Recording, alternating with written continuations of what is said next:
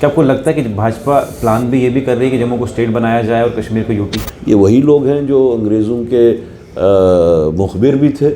Divide करने की history पे अगर जाएं तो हमने तो बताया कि फिर उस वक़्त Muslim League and Hindu Mahasabha they were hand in glove to divide the country. अभी तक उनको इस चीज़ का अब एहसास हो गया है कि अभी तक जितने भी एक्सपेरिमेंट्स उन्होंने जम्मू कश्मीर को लेके किए हैं वो सब फेल हो चुके हैं, वो सब नाकाम हो चुके हैं। बंद कमरों में उनको भी पता है। आपने श्रीनगर में प्रोटेस्ट किया, हंगर स्ट्राइक की, हालांकि आपके अलायंस पार्टनर वो थे, सीट शेयरिंग पार्टनर्स वो थे, सरकार में आप उनके साथ हैं, तो नेशनल कॉन्फ्रेंस को आपको बैक सपोर्ट या आपके सामने आके सरकार को ये इल्तिजा करनी चाहिए, हमें स्टेट वापस दीजिए या आपका साथ देना चाहिए, वो कहीं दिखी नहीं। नेशनल कॉन्फ्रेंस सरकार में है, हो सकता है सरकार में रहने की वजह से उनके कोई कंपल्शंस हों जो कि कांग्रेस के नहीं हैं। स्टेटहुड जो है वो बंद कमरों में बैठ के प्रेस कॉन्फ्रेंसेस पे मीडिया बाइट्स दे के हासिल नहीं होगी जब तक इसके ऊपर जद्दोजहद न करें। उमर साहब ने कहा कि कांग्रेस हमसे बातचीत नहीं की, क्या आपने उनको इनवाइट, क्योंकि वो सरकार में है, आपने उनको बोला था कि हम ये प्रोटेस्ट करने जा रहे हैं, आप भी हमें साथ दीजिए? देखिए, जहाँ तक हम आवाज़ उठाएंगे तो मरकज़ी सरकार सुनेगी। 5 अगस्त 2019 को जम्मू कश्मीर को रियासत का हक छीन लिया गया और जम्मू कश्मीर को 2 हिस्सों में डिवाइड कर लिया गया, जम्मू कश्मीर और लद्दाख। तभी से अपोजिशन पॉलिटिकल पार्टीज़ हो या रीजनल पार्टीज़ हो, ये मांग करती हैं कि जम्मू कश्मीर को अपनी रियासत वापस मिलनी चाहिए और इसके अलावा जम्मू कश्मीर के जो हकूक़ है वो वापस मिलने चाहिए।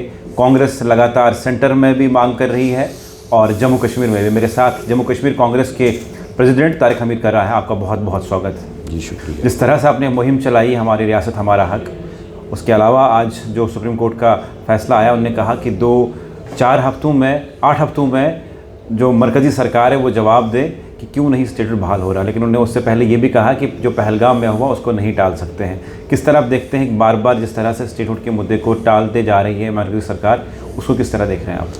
देखिए, सबसे पहले तो मैं आपको इसका बैकग्राउंड दूँ।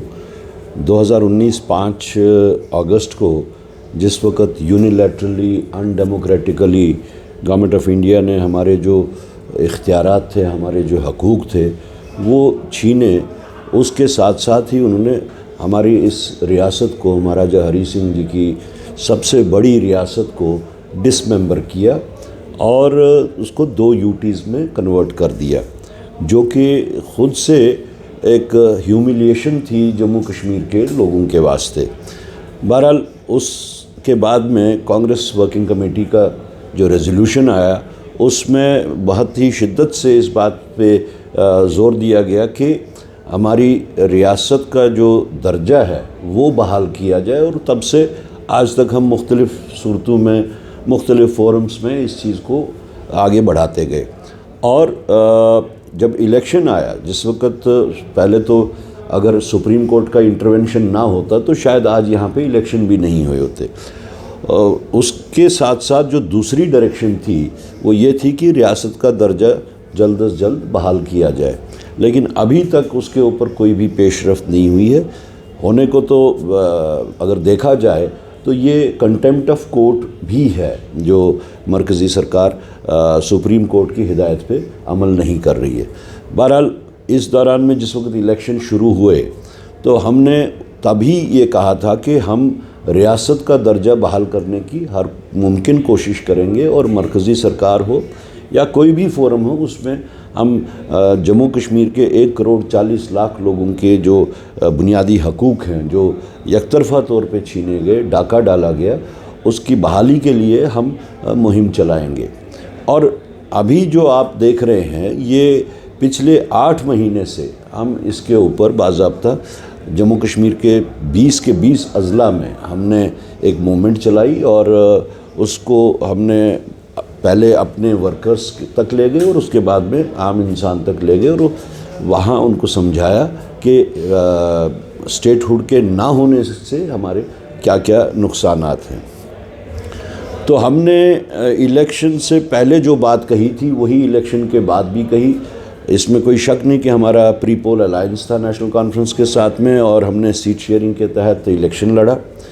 और उसके बाद में जब सरकार साजी का वक्त आया तो उस वक़्त हमने एक प्रिंसिपल स्टैंड लिया, न कि सिर्फ हमने JKPCC की लेवल पे बल्कि AICC की लेवल पे भी एक प्रिंसिपल स्टैंड लिया कि जब तक रियासती दर्जा बहाल नहीं होता हम सरकार का हिस्सा नहीं बनेंगे, यानी मिनिस्ट्रियल बर्थ कांग्रेस पार्टी नहीं लेगी। उस पर बात करेंगे, लेकिन उससे पहले ये सवाल है कि जो आपने मुहिम छेड़ी है आप, हमारी रियासत हमारा हक, हर डिस्ट्रिक्ट में प्रोटेस्ट हो रहे हैं, क्या आपको लगता है कि भाजपा यानी कि मरकज़ी सरकार में भाजपा बैठी है, उनको इससे कोई फ़र्क पड़ेगा? क्योंकि लगातार जिस तरह से वोट चोरी पे आपने पूरे इंडिया अलाइंस ने प्रोटेस्ट किया, उसके बाद इलेक्शन कमीशन उल्टा राहुल गांधी से एफिडेविट मांग रहे हैं, आपने पूरी जम्मू कश्मीर स्टेट में हंगर स्ट्राइक पे हैं आप लोग, क्या आपको लगता है कि मरकज़ी सरकार सुनेगी इस बात को, इस बात पे सोच विचार करेगी?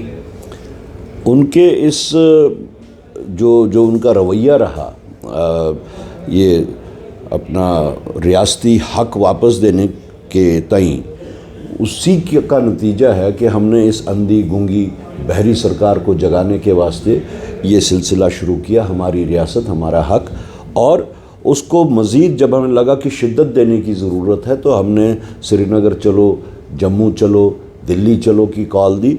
और अगर आपने देखा होगा कि वो कितनी कामयाब कॉल रही, और यहाँ मौसमी हालात इतने ख़राब होने के बावजूद भी, यहाँ भी दिल्ली में भी हमारी मरकज़ी क़यादत ने हमारे साथ वहाँ पे कंधे से कंधा मिला के खड़े रहे, और उन्होंने इयादा किया, रीइटरेट किया कि जम्मू कश्मीर के जो जायज़ हकूक़ हैं as far as the granting of statehood is concern, वो किसी भी फोरम में उसको आगे ले जाने की उसमें शिद्दत भी देंगे और जम्मू कश्मीर की क़यादत के साथ खड़े भी रहेंगे।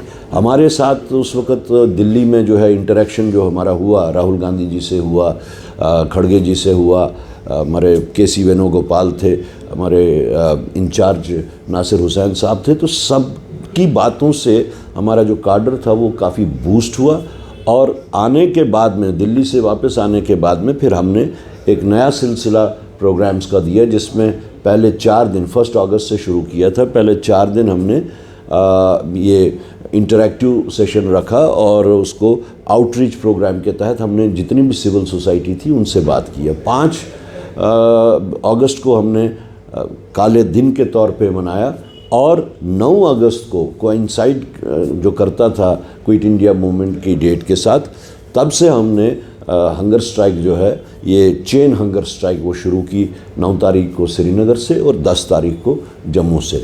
रहा सवाल कि इसका असर उनके ऊपर होता है या नहीं होता है, देखिए असर तो उनके ऊपर किसी भी चीज़ का नहीं होता। वो अपनी मानसिकता को रोज़ बरोज़ एक्सपोज कर रहे हैं, वो अपने नफेरियस डिज़ाइंस को रोज़ बरोज़ एक्सपोज कर रहे हैं, और उनकी ये जो उनका रवैया है जम्मू कश्मीर के तई, ये न कि सिर्फ पूरे हिंदुस्तान में देखा जा रहा है बल्कि दुनिया, world order is looking at it now. क्योंकि जिस तरीके से पूरे हिंदुस्तान को हमारी आज की मौजूदा सरकार ने एक्सपोज किया है, हर फ्रंट पे एक्सपोज किया है, उस हिसाब से they are not doing any service to the nation, this is a disservice to the nation. लेकिन जिस तरह से तमाम अपोजिशन पॉलिटिकल पार्टीज़ या जम्मू कश्मीर को की हो या फिर नेशनल लेवल पे पॉलिटिकल पार्टीज़ हों, वो मांग कर रहे हैं कि जम्मू कश्मीर को अपने रियासत का दर्जा वापस मिलना चाहिए, क्या आपको लगता है कि क्यों नहीं मिल रहा है? और जो बीजेपी बार बार ये, जब हम उनसे सवाल पूछते हैं, वो कहते हैं कि सही वक्त पे रियासत का दर्जा बहाल हो जाएगा, और वो सही वक्त की डेफिनेशन क्या है? हम उनसे यही बात, एग्जैक्टली यही वर्ड भी हम उनसे यूज़ करते रहें कि आप ये बताइए कि ये सही वर्ड की डेफिनेशन क्या है। आया कि ये 3 महीने हैं, ये 6 महीने हैं, ये 6 साल है, या ये तब तक है जब तक आप यहाँ पे बीजेपी की सरकार को इंस्टॉल नहीं करवाना चाहते, तो तब तक ही क्या आपका ये अनुकूल वक्त या प्रॉपर टाइम होगा? ये एक सरासर उनकी ज़्यादती है, और जम्मू कश्मीर के 1,40,00,000 लोगों को वो सज़ा दे रहे हैं क्योंकि वो बीजेपी की सरकार यहाँ पे इंस्टॉल नहीं कर सके। उनकी पहले से इस पर नीयत ख़राब थी, अदरवाइज़ वो जो अपना रिहैबिलिटेशन एक्ट को उन्होंने अमेंड करके LG साहब को 5 MLAs को नॉमिनेट करने के जो इख्तियारात दिए थे, तब वो ना करते, क्योंकि उनको ख्याल था कि अगर नंबर्स में बीजेपी कहीं पे कम पड़ जाती है, मान लीजिए वो 43 पे है और पूरी अपोजिशन 47 पे है, तो 5 लोगों को नॉमिनेट करके 43 + 5 48 हो जाते, और वो उस बैलेंस को इम्बैलेंस करके यहाँ पे इंस्टॉल कर देते सरकार। अब क्योंकि वो भी नहीं हुआ, इसलिए उनकी मानसिकता यही कहती है कि मैं तो ये कहूँगा कि that they are deriving pleasure out of sadistic pleasure out of all this. लेकिन अभी ये भी र्यूमर चल रहे हैं कि भाजपा ये इंतज़ार कर रही है कि कब हम जम्मू को स्टेट बनाएं और कश्मीर को यूटी बनाएं। इस तरह के र्यूमर चलें 5 अगस्त को, और रात भर सभी लोग इसी पे देख रहे थे कि कब 5 अगस्त हो जाएगा और उस दिन हमें कोई खबर सुनने को मिलेगी। क्योंकि जब भी जम्मू कश्मीर र्यूमर चले और देर से ही दुरुस्त सच साबित होते हैं। क्या आपको लगता है कि भाजपा प्लान भी ये भी कर रही है कि जम्मू को स्टेट बनाया जाए और कश्मीर को यूटी? देखिए, नफेरियस डिज़ाइंस तो उनके आज के नहीं हैं जम्मू कश्मीर को लेके, ये पुराने 100 साल हैं। अब मुख्तलिफ़ वक्तों पे मुख्तलिफ़ शक्ल इसने इख्तियार की है। नीयत इनकी तो हमेशा से ख़राब ही रही है यहाँ के लिए। लेकिन अगर वो ये समझते हैं कि वो फिर से कोई मिस एडवेंचर करेंगे, अभी तक उनको इस चीज़ का अब एहसास हो गया है कि अभी तक जितने भी एक्सपेरिमेंट्स उन्होंने जम्मू कश्मीर को लेके किए हैं वो सब फेल हो चुके हैं, वो सब नाकाम हो चुके हैं। बंद कमरों में उनको भी पता है कि ये सारा एक फेलियर है उनका जम्मू कश्मीर की जो पॉलिसी है। लेकिन इसको इन फर्दरेंस ऑफ दैट अगर वो ये समझते हैं कि हम एक और मिस एडवेंचर करेंगे और उससे हम अपने गोल्स को अचीव करेंगे, तो मुझे नहीं लगता कि that would be taken well even with in the country and outside the country. वो शायद इस चीज़ के ऊपर उनको एहसास नहीं है कि जम्मू कश्मीर एक बहुत ही हिसास रियासत है और 2 हॉस्टाइल कंट्रीज़ से घिरी हुई है। अभी तक सिर्फ पाकिस्तान थी, अब चाइना भी उसमें उतर चुका है। और इस सूरत में वो तो फिर they would be offering Kashmir on A platter. और ये अगर वो समझते हैं कि इससे हम अपना एजेंडा पूरा करेंगे, no, they will be opening a Pandora box, और जिसकी जिम्मेदारी जो है खालिसन बीजेपी के ऊपर पड़ेगी। मैं ये भी देख रहा था कि जो अब हर डिस्ट्रिक्ट में प्रोटेस्ट कर रहे हैं, कहीं पे आपको परमिशन नहीं मिल रही है, कहीं पे आपके लोगों को पुलिस पकड़ के ले जा रही है। और एक ऐसे में वीडियो वायरल होता, आपके साथ भी यहीं ऑफिस के बाहर पुलिस ने शायद रोका, धक्का मुक्की भी हुई, उसके बारे में क्या बोलेंगे आप? वो क्या वीडियो था?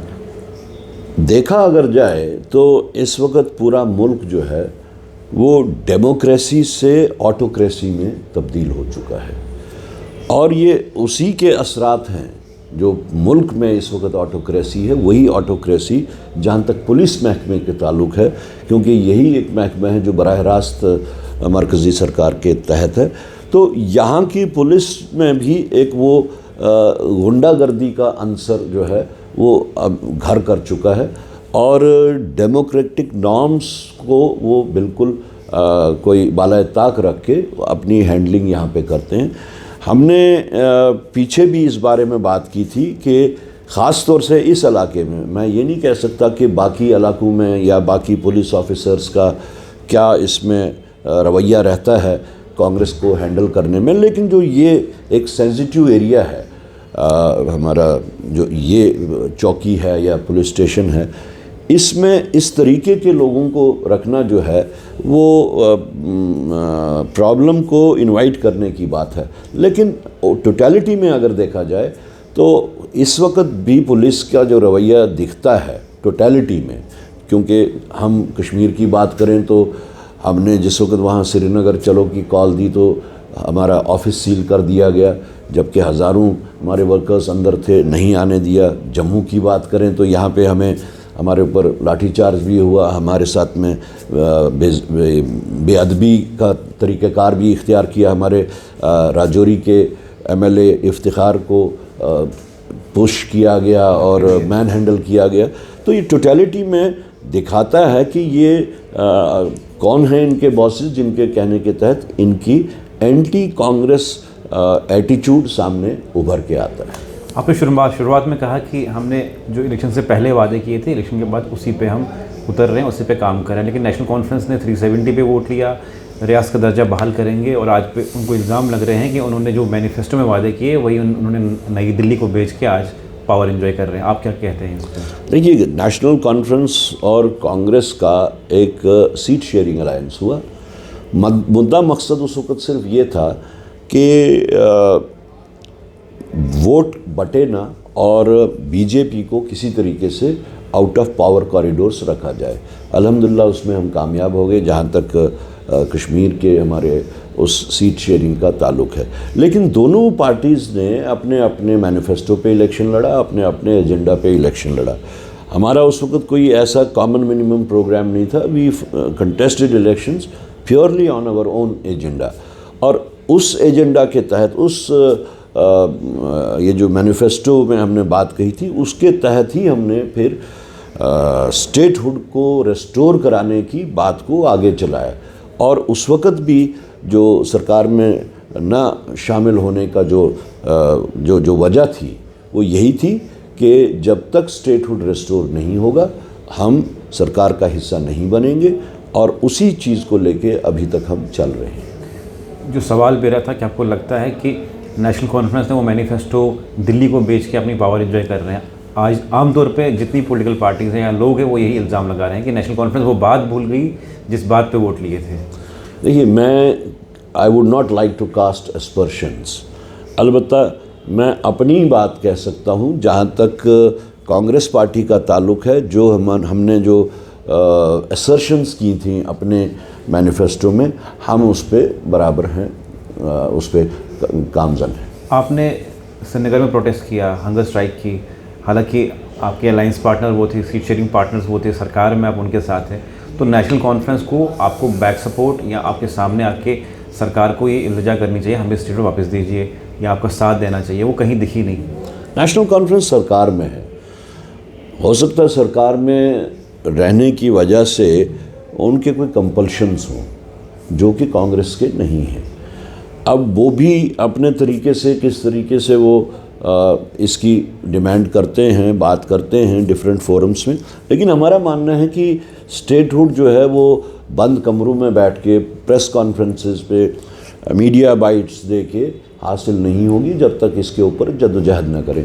क्योंकि हम पे कोई वैसी मजबूरी नहीं है, तो हमने सड़कों पे निकल के या इलाकों में, डिस्ट्रिक्ट्स में जाके इसके ऊपर बाज़ाब्ता एक मोमेंटम बनाया। जो आप आज देख रहे हैं वो ओवरनाइट नहीं हुआ, इसके पीछे 8 महीने की हमारे सीनियर कारकुनों की, हमारे लीडर्स की मेहनत जो है वो कार फरमा है। और बाकी जहाँ तक दो पार्टीज़ का या अलायंस पार्टनर्स का ताल्लुक़ है, उसमें एक सेट प्रोसीजर है कि ऐसे मामलात जैसे ये पॉलिटिकल इश्यूज़ हों, इकोनॉमिक इश्यूज़ हों, डेवलपमेंटल इश्यूज़ हों, so much so even transfers के इश्यूज़ हों, तो जो अलायंस पार्टनर्स होते हैं उनके दरमियान में एक फोरम होता है जिसको हम कोऑर्डिनेशन कमेटी कहते हैं। तो 9 महीने से वो कोऑर्डिनेशन कमेटी का हम इंतज़ार कर रहे हैं, तो कहीं चौराहे पे खड़े होके तो किसी से बात नहीं हो सकती। लेकिन आपने कहा कि बहुत टाइम लगा ये जो हम आज चला रहे हैं मुहिम। उमर साहब ने कहा कि कांग्रेस हमसे बातचीत नहीं की। क्या आपने उनको इनवाइट, क्योंकि वो सरकार में है, आपने उनको बोला था कि हम ये प्रोटेस्ट करने जा रहे हैं, आप भी हमें साथ दीजिए? देखिए, जहाँ तक हम आवाज़ उठाएंगे तो मरकज़ी सरकार सुनेगी। जहाँ तक पिछले 8 महीनों का ताल्लुक़ है, हम उसमें हर डिस्ट्रिक्ट में जाके जो स्टेटहुड के प्रोज एंड कॉन्स हैं उसको प्रोजेक्ट कर रहे थे। और ये तो पूरे जम्मू कश्मीर को पता था कि हम क्या कर रहे हैं। अलबत्ता जब हमें पता लगा कि इसको इंटेंसिफाई करने की ज़रूरत है, लोगों में इसका सपोर्ट अब बन चुका है, लोग अब खुल के सामने आ रहे हैं, तो हमने श्रीनगर चलो, जम्मू चलो और दिल्ली चलो की कॉल दी। और उस वक़्त भी हमने श्रीनगर में भी जो प्रेस कॉन्फ्रेंस की, जो जम्मू में इसको हमने अनाउंस करने के वक्त प्रेस कॉन्फ्रेंस की, उसमें हमने अक्रॉस बोर्ड, बिकॉज ये 1,40,00,000 लोगों की जो जद्दोजहद है, जिनके वास्ते जद्दोजहद है, this is across party lines, across religious lines, across regional lines. इन सब से ऊपर उठ के हमने सबको, तमाम पॉलिटिकल पार्टीज़ को, तमाम वैसे इंडिविजुअल्स को जो जी हिस लोग हैं, जो समझते हैं कि इस वक्त जद्दोजहद का टाइम है, हमने हर एक के वास्ते वो किया। हमने तो सिविल सोसाइटी को भी इनवाइट किया, हमने चैम्बर ऑफ कॉमर्स से बात की, हमने ट्रेडर्स एसोसिएशन से बात की, ये अपना ऑर्गेनाइज सेक्टर, अनऑर्गेनाइज सेक्टर, सब से बात की। अब ये है कि जहाँ पे हम बात कर सकते थे अपने एलाइज़ के साथ में, अपने पार्टनर्स के साथ में, वो फोरम अभी तक मौजूद नहीं है। लेकिन जिस तरह से उमर साहब ने कुछ दिन पहले खत लिखे हर पॉलिटिकल पार्टी को कि हमारी सपोर्ट कीजिए कि पार्लियामेंट में एक बिल पेश किया जाए जम्मू कश्मीर की रियासत को बहाल करने के लिए, और उसमें उनने जो खत लिखे वो तमाम पॉलिटिकल पार्टीज़ को लिखे, पीएम मोदी को नहीं लिखा। उस पर क्या कहेंगे आप, और आपने क्या जवाब दिया? देखिए, उन्होंने जो पॉलिटिकल पार्टीज़ को 42 पॉलिटिकल पार्टीज़ को जो ख़त लिखा, that is a welcome step. इसमें कोई बात नहीं है कि ऐसा क्यों हुआ, लेकिन अगर उनने बराह रास्त प्राइम मिनिस्टर को लिखा होता तो शायद वो ज़्यादा पुरअसर होता, क्योंकि पहले ही राहुल जी और खड़गे जी ने प्राइम मिनिस्टर साहब को जो ख़त लिखा था उसमें उन्होंने पूरी तरह से एक्सप्लेन किया कि आप जो आपके कमिटमेंट्स हैं, जो आपके वादे हैं, जो सदन के अंदर, सदन से बाहर, इवन जम्मू कश्मीर में भी जब बीजेपी वाले वोट बटोरने आए थे उस दिन भी, यहाँ पे भी और श्रीनगर में भी उन्होंने उस चीज़ का इआदा किया था। अलबत्ता 42 लोगों को आपने ख़त लिखा, बहुत अच्छा किया, लेकिन ज़्यादा असरदार वो ये होता कि अगर आपने राहुल जी की और खड़गे जी की जो चिट्ठी है उसको फर्दर सपोर्ट दिया होता प्राइम मिनिस्टर को ख़त लिख के। लेकिन भाजपा ये कहती है कि जिस तरह से कांग्रेस आजकल कॉल दे रही है या हंगर स्ट्राइक कर रही है, ये सीधा जिस तरह से सेपरेटिस्ट ऑर्गेनाइजेशंस कश्मीर में काम कर रही थी, कॉल देते थे, उसी रास्ते पे कांग्रेस चल रही है आज। नहीं, उनका तो ये आज की बात नहीं है, वो तो किसी को भी सर्टिफिकेट देने का अपना हक समझते हैं, और आई डोंट थिंक कि उनके इस बात में कोई वज़न है या उनको कोई इस तरीके की बात करने का हक है। ये वही लोग हैं जो अंग्रेज़ों के मुखबिर भी थे, ये वही लोग हैं जिन्होंने अंग्रेज़ों की कॉल 1942 की कॉल, जब 9 अगस्त को जो क्विट इंडिया मूवमेंट हुई, तो उसका बैकग्राउंड क्या था? उसका बैकग्राउंड ये था कि अंग्रेज़ों ने कांग्रेस को या यहाँ के पॉलिटिकल स्पेक्ट्रम से ये कहा था कि आप वर्ल्ड वॉर 2 1942 की वर्ल्ड वॉर 2 में अंग्रेज़ों का साथ दीजिए और अंग्रेज़ों की फ़ौज में शामिल हो जाइए। कांग्रेस ने उसको सिरे से नकार दिया। It was only Hindu Mahasabha and Muslim league तो उसका मुआवजा पाकिस्तान लेके हासिल कर लिया, लेकिन हिंदू महासभा के ही ये आगे डिसेंडेंट्स जो हैं, जो आज सर्टिफिकेट्स बांटने का अपना हक समझते हैं, बावजूद इसके कि history is witness to it कि वो हिंदुस्तान की जो जंग आज़ादी थी उसमें हिंदुस्तानियों के ख़िलाफ़ और अंग्रेज़ के हक़ में थे। लेकिन आज भी अमित शाह साहब ने बयान दिया, उन्होंने कहा कि जिस तरह से कांग्रेस ने नेशनल लेवल पे लोगों को डिवाइड कर रहे हैं, ये वही जिस तरह अंग्रेज़ हमारे मुल्क को डिवाइड कर रहे थे, उसी तरह आज कांग्रेस मुल्क को 2 पार्ट्स में डिवाइड करना चाहती है। देखिए, डिवाइड करने की हिस्ट्री पे अगर जाएं तो हमने तो बताया कि फिर उस वक़्त Muslim League and Hindu Mahasabha they were hand in glove to divide the country along with Britishers. तो आज वो किस हक से ये बात कह रहे हैं, कौन सी हिस्ट्री उसको एंडोर्स कर रही है? This is a statement for the sake of statement. इन चीज़ों का की अहमियत नहीं है। अब पूरा मुल्क जो है वो जाग चुका है। ठीक है, एक वक्त के एक फ्रेमवर्क में वो काफ़ी भटक चुके थे लोग, लेकिन the results everywhere are self speaking के आहिस्ता आहिस्ता लोग जो हैं वो उनके झांसे से बाहर निकल रहे हैं। जिस तरह से इंडिया अलायंस ने प्रोटेस्ट किया और राहुल गांधी ने किस तरह एक्सपोज किया कि वोट चोरी कैसे देश में हो रही है, उसको लेके टीएमसी ने ये डिमांड की है कि मतलब दोबारा इलेक्शन हो जाए लोकसभा के, क्योंकि बहुत बड़ा इलेक्शन फ्रॉड हुआ है। आप किस तरह देखते हैं इसको? और जिस तरह से इलेक्शन कमीशन जवाब नहीं दे रहा है, जवाब के बदले वो ये कह रहा है कि राहुल गांधी हमें ओथ लेके ये मतलब वेट करें इन चीज़ों को कि ये सही बोल रहे हैं, विद एविडेंस हमें दे दें। सबसे पहले तो हम ये कहना चाहेंगे, बहुत ही अफसोस का मुकाम है जो जमहूरियत का गहवारा कहलाया जाता था, वही उसी मुल्क की कॉन्स्टिट्यूशनल जो इंस्टीट्यूशंस हैं, इनको कॉन्स्टिट्यूशनल बैकिंग है, वो आज बीजेपी के फ्रंटल ऑर्गेनाइजेशंस के तौर पे काम कर रहे हैं। और उन्हीं में एक इलेक्शन कमीशन ऑफ इंडिया है।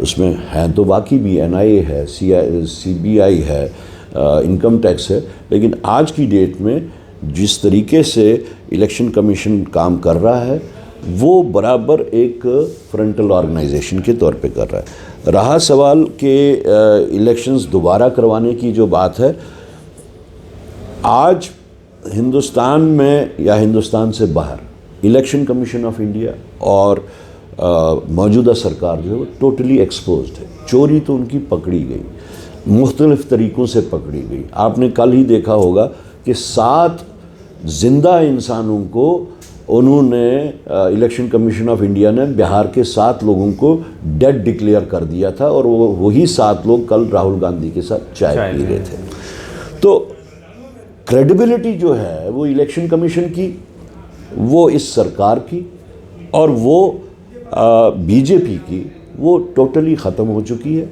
Now they are sticking to power, diversionary tactics use कर रहे हैं। एक मुद्दे पे जब वो फंस जाते हैं तो दूसरा मुद्दा उठाते हैं, दूसरे पे फंसते हैं तो तीसरा उठाते हैं। तो ये ज़्यादा देर इस डाइवर्शनरी टैक्टिक्स से अपना सर्वाइवल नहीं कर सकते। हाँ, अगर इंडिया ब्लॉक के बाकी घटक दल इस चीज़ पे एग्री होते हैं कि नए इलेक्शंस होने चाहिए, तो मेरे ख्याल में इससे बेहतर और कोई बात नहीं होगी कि चोरों को, वोट चोरों को जो है इस गद्दी से हटा दिया जाए। एक आखिरी सवाल ये है, जिस तरह से आप अपने मुहिम छेड़ी जम्मू कश्मीर के लिए, क्या आपको लगता है कि ये मुहिम अंत तक पहुंचेगी और कोई इसका रिजल्ट निकलेगा? नहीं, हमने तो ये सोच के नहीं किया था कि ये कितने महीनों की मुहिम है। हमारा तो सिर्फ एक ही इसमें जो लाइन ऑफ एक्शन है वो ये है कि जब तक जम्मू कश्मीर को हमारा जो रियासत का जो दर्जा है वो हमें वापस नहीं मिलेगा, हम इस मुहिम को चलाते रहेंगे। वो मुख्तलिफ़ टाइम पे मुख्तलिफ़ शेप्स, मुख्तलिफ़ फॉर्म्स में सामने आ सकती है। इस वक्त हम पहले प्रोटेस्ट मोड में थे, जिस वक्त श्रीनगर चलो, जम्मू चलो और दिल्ली चलो का हमने कॉल दी थी, उस वक्त हम प्रोटेस्ट मोड में थे। अब हम इस वक्त भूख हड़ताल के मोड में हैं।